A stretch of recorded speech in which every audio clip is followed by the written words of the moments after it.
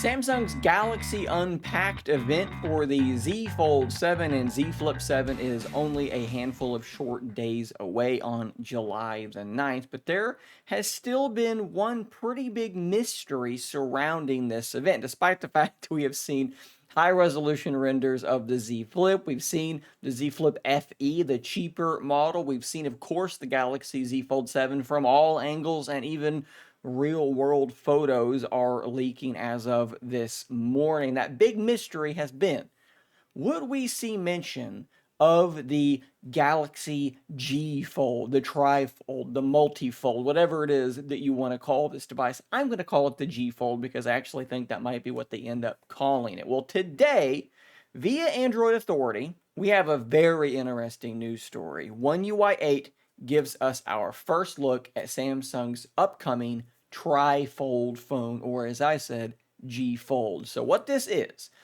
inside One UI 8 and discovered by, I believe it was by a symbol debug, these animations exist. They're already in your One UI 8 running device, apparently. They're just hidden away and they're not being used. But you can dig around in there and find these little graphics. And this first one, guys, that is exactly what we've been saying this thing would look like for a long time. All the way back in January, I was able to find this patent that basically showed this exact design for a device. The only difference was that the the screen, the cover display is on the other side. And based on this, I kind of made like a mock-up for a thumbnail of a video, and I basically just needed to flip things around. But otherwise, this is pretty much it. And yeah, that is what we're going to be looking at.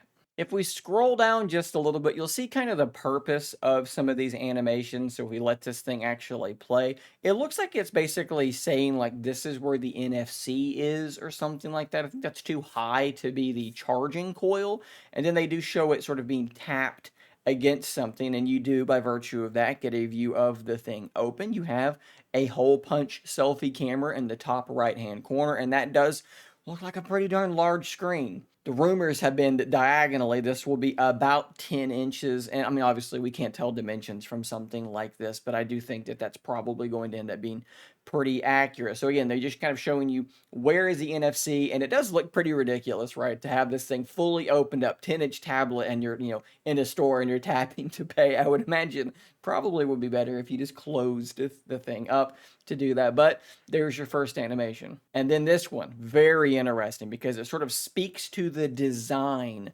of this device. It shows it partially opening up with that left panel opening, the right panel already having been opened.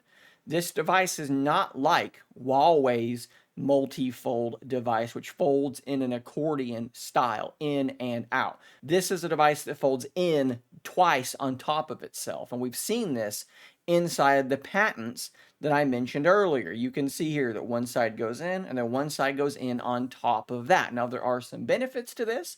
There are some downsides to this. One benefit is that that flexible, fragile, folding screen is going to be completely encased in the body of the device. On Huawei's phones, your cover display is actually made of ultra-thin glass because of the way this works out.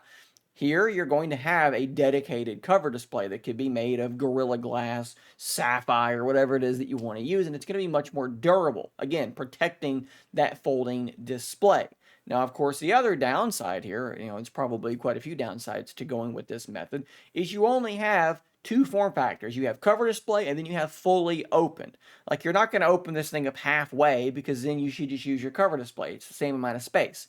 On the in and out style, you can actually open it up part of the way and have a larger screen, or then all of the way and have the biggest screen. So there are trade-offs to this, but it's clear Samsung seems to be leaning towards keeping the device safe and durable in their design. Of course, you also do get a very low detail look at what that lock screen might look like, and it's pretty much what you would expect. It's their current lock screen basically, but it's stretched out over this larger screen. If we continue scrolling though, we have this image, which I actually think is really, really cool because Like I mentioned, it folds in and then in on itself again. What prevents you from folding that in the wrong order and then maybe, hurting the device? Well, here you go. If you start to fold the wrong side over first, it's going to give you this warning, this thing moving around, and maybe the device vibrates and tells you, no, no, do not do what you are about to do. You are going to damage this device. You are doing this wrong. I think that's very, very smart. Now, of course, we've heard quite a bit more about this device over the last few weeks. We've heard that it's likely to be using the same 200 megapixel camera that we're going to see in the Z Fold 7, likely to run the Snapdragon 8 Elite processor. I'm going to assume that 10-inch display is probably going to be accurate as well. I would guess either 12 or 16 gigs of RAM, depending on how crazy they want to go. For the battery, we've heard lots of conflicting rumors. I would guess it's not going to be some crazy, massive silicon carbon battery, and that, I think, does begin to be an even bigger concern on a 10-inch screen. If you're using that inner screen a lot, battery's probably not going to last you a super duper long time. And we know that it's Samsung, so they're not going to be pushing battery tech and charging at some insanely rapid speed either. But we also need to talk about, when are we going to actually see this thing? Like I alluded to earlier in this video, the Samsung Galaxy Unpacked event for the Z Flip and Z Fold is about 6 days away. So that kind of leads us to that question. Should we expect to see this device announced there? And I think that what we're going to see is going to be very reminiscent of what they did with the Galaxy Edge, where they're going to tease it at some point. Maybe it's going to be the one more thing at the end of the show, but I don't expect to see, a full unveiling with specs and prices and regions and all of these things. And then I do expect later on, when this thing does get fully unveiled, unfortunately, it's probably going to stay in South Korea and in China, at least, to start, very similarly in this case to what they did with the Z Fold Special Edition. Use those two regions as sort of test beds, see what kind of interest there is for a device like this, and then maybe the following year release this thing in the United States, release the sequel, improve whatever issues they might have run into. And I really think that could be the strategy for this. But guys, as always, I'll be putting the link to this article in the description down below. Do indeed go click that link and look at this article. I actually left out a couple of different images in there so that you would have some incentive to go and check out the original article and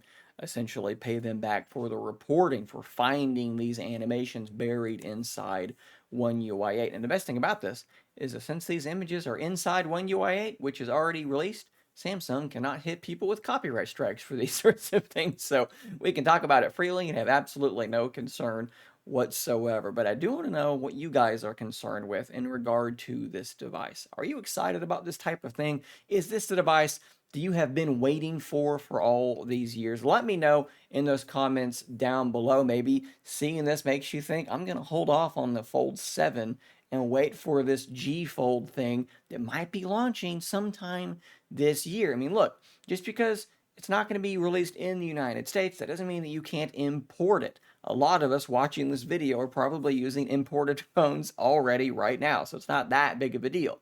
It's going to be expensive though, okay?